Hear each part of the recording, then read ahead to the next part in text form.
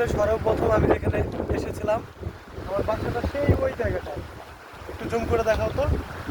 আমার একদম হাতটা বরাবর একদম ওই পারে যে বিল্ডিংগুলো দেখা যাচ্ছে ওইখানে আমার একটা মানে আমার থাকার একটা প্লেস ছিল। এবং এই জায়গাটা সবচাইতে মানে ক্রোয়েশিয়ার ভিতরে মোস্ট অফ কয়েকটা জায়গা আছে, তার ভিতরে অন্যতম জায়গাটা এই জায়গাটা। এখানে থাকতাম, এদিকে কাজ করতাম। এই জায়গাটা একটু দেখাও তো। আবার এই জায়গাটা মানে যেমন তো ঘোরার মতো জায়গা।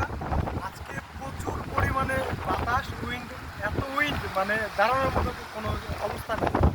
মানে মনে হচ্ছে যে ছিঁড়ে নেই। দেখেন যে সাগরের কি ঢেউ, সাগরের কি ঢেউ চলতেছে। হ্যাঁ, এই ঢেউগুলো অসাধারণ দেখতে। সামনের দিকে আগাও।